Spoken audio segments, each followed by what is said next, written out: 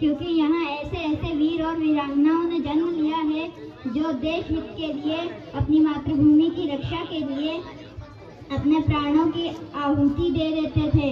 अपना खून देकर इस मिट्टी को सींचा है उन्होंने।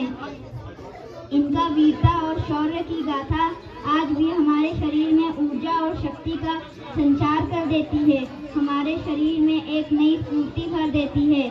हमारा इतिहास हमारी धरोहर है और इस इतिहास की रक्षा करना हमारा कर्तव्य है। आज़ादी के इस अवसर पर हमारे विद्यालय झाया एकेडमी यह प्रयास करता है कि आपको उन घटनाओं और उन कहानियों के पास लेकर जाए जिन्हें इतिहास उचित स्थान नहीं दे पाया। इसी श्रृंखला में आज झाया एकेडमी के स्टूडेंट्स आपके सामने एक ऐसी कहानी लेकर आएंगे जिसे सुनकर और देखकर आप गर्व महसूस करेंगे। आज की कहानी उस वीरांगना की है जिसका नाम सुनकर दुष्ट क्रूर मोहम्मद गोरी भी थर थर कांप जाता था, जिसने युद्ध के मैदान में मोहम्मद गोरी को स्त्री का वह शक्ति रूप दिखाया जिसे देखकर वह युद्ध करना भूल गया। उस वीरांगना उन्होंने दिखाया कि स्त्री का काली रूप भी होता है जो आताताई के क्षण भर में समूल नष्ट कर देता है। वह वीरांगना शक्ति स्वरूपा रानी का नाम नायिका देवी था। वह गुजरात की महारानी थी जिससे मोहम्मद गोरी भी डरता था। तो चलिए आज हम शुरू करते हैं शौर्य और वीरता की अमर कहानी। यह कहानी उस समय की है जब 12वीं शताब्दी अभी अपनी समापन की ओर बढ़ रहा था। तब गोवा में मनोरम समुद्री वातावरण में गुण और रूप की धनी युद्ध कला में पारंगत, जिसका तलवारबाजी और तीरंदाजी में कोई मुकाबला नहीं था, वह नवयौवना गोवा कदम्ब क्षेत्र के राजा महामंडलेश्वर प्रमादी के बेटी। वह जितनी युद्ध कला में पारंगत थी उतनी ही शिव की बड़ी भक्त भी थी। तो चलिए ऐसी कहानी।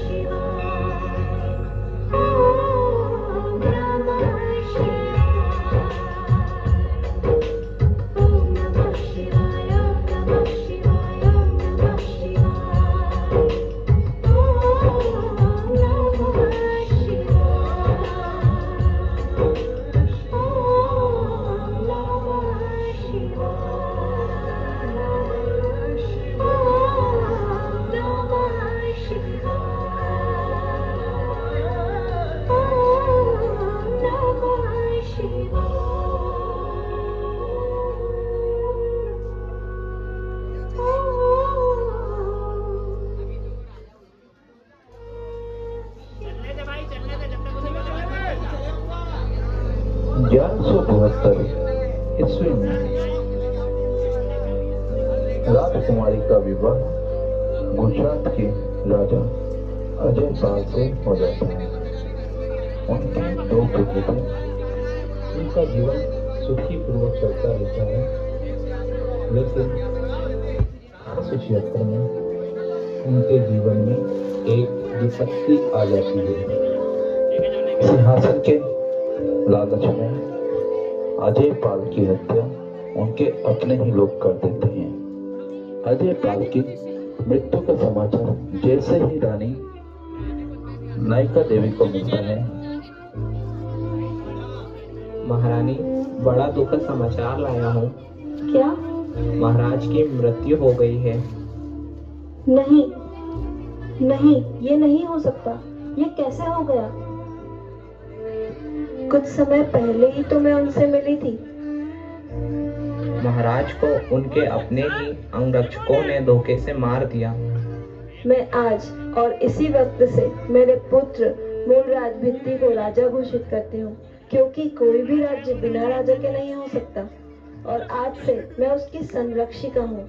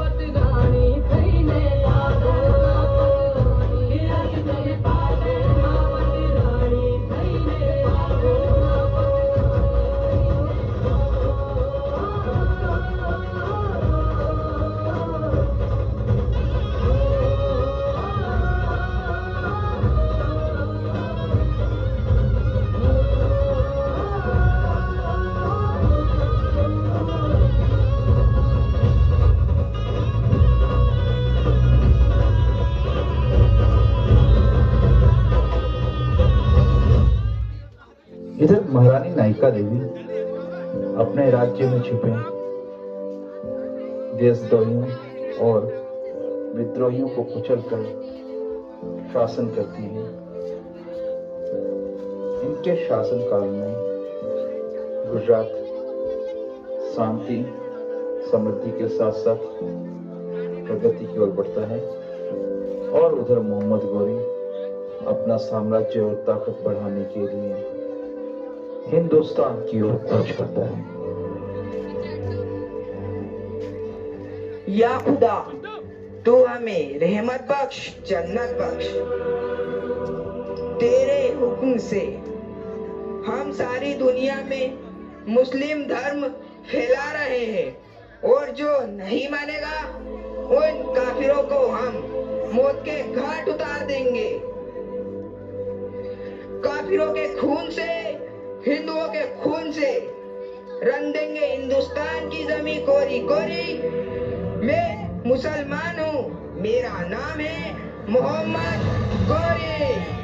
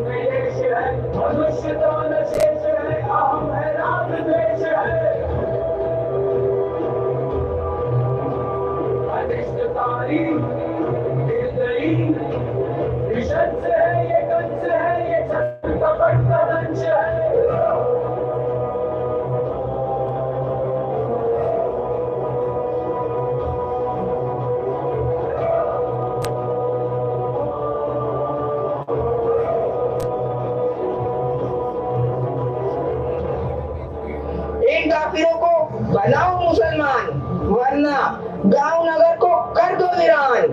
कत्ल कर दो बच्चे बूढ़े और जवान। तोड़ दो उनके मंदिरों और शिवालय को, कर दो वीरान उनके देवालयों को। कत्ल करो बहा दो खून की नदियां, ताकि याद करे मोहम्मद गौरी को सदियां। मेरा नाम है मोहम्मद गौरी। चलो सिपाही, हम सभी कूच करें गुजरात की ओर, क्योंकि अभी हिंदुस्तान में गुजरात ही सबसे कमजोर राज्य है, क्योंकि वहाँ का शासक एक 4 साल का नवासा है और संरक्षिका उसकी एक महिला है जिसका नाम शायद नायिका देवी है। अल्लाह ताला ने चाहा तो हम बहुत जल्द अपना परचम लहराएंगे। चलो यलगार करें।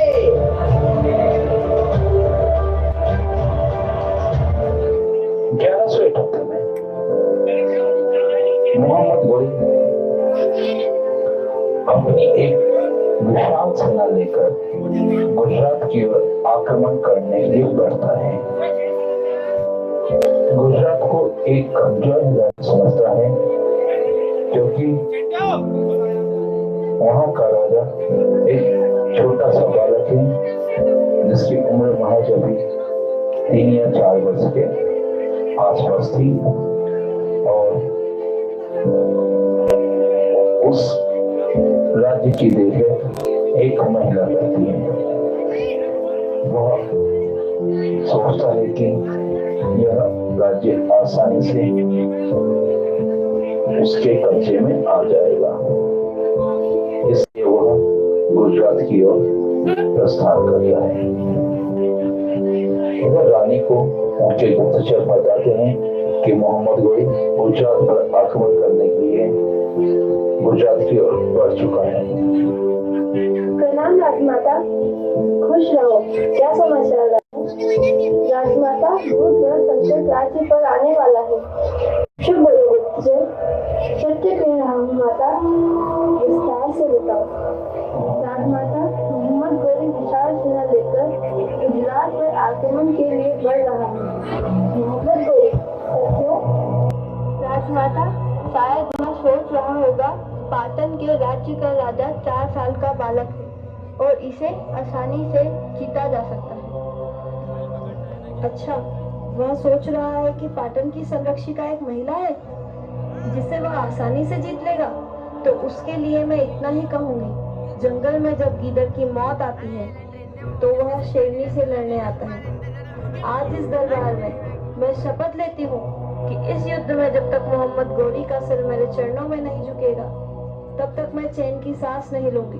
महादेव की सौगंध, मैं इस मोहम्मद गोरी को मौत का तांडव दिखाऊंगी। अब वह स्त्री का रौद्र रूप देखेगा।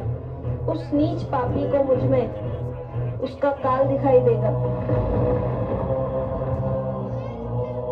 सेनापति, अपनी सेना एकत्रित करो।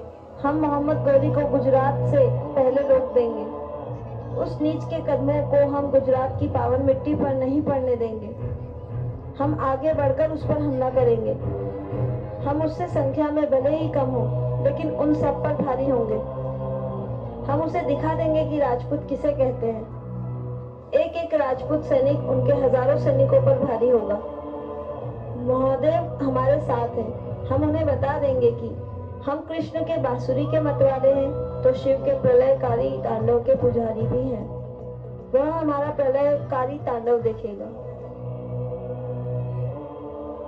इधर रानी की सेना मोहम्मद गोरी से युद्ध के लिए प्रस्थान कर चुकी थी। माउंट आबू के पास कज़ाह रादा में यह पहाड़ी इलाका है जिसके बीच एक शक्ति घाटी है। रानी नायिका देवी अपनी सेना के साथ यहाँ मोहम्मद गोरी की सेना का इंतजार करती है। यहीं पर कज़ाह रादा में नायिका देवी और मोहम्मद गोरी के बीच भीषण युद्ध हुआ। आदि अग्नि, अनंत अग्नि, पर्वत अग्नि, वन अग्नि, काल अग्नि, पाताल अग्नि, रक्षक अग्नि, प्राण अग्नि।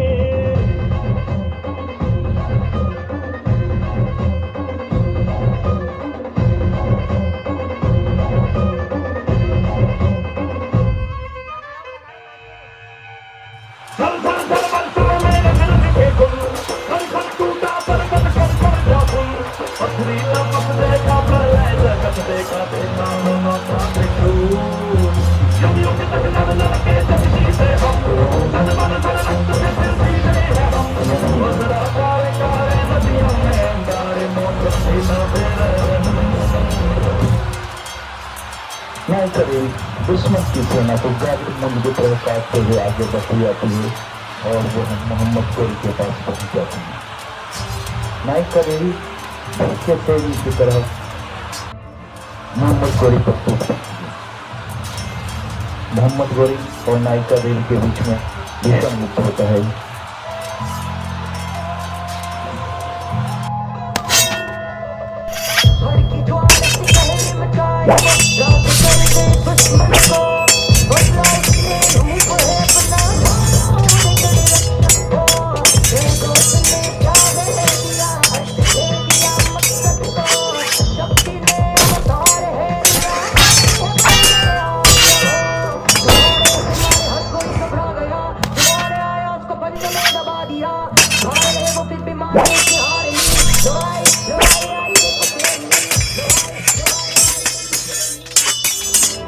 जल्द ही मोहम्मद गोरी नायिका देवी से हार जाता है, वह नायिका देवी के कदमों पर गिरा रहता है। जब शेरनी के पंजे निकलते हैं तो सबके सर झुकते हैं या फिर कट जाते हैं।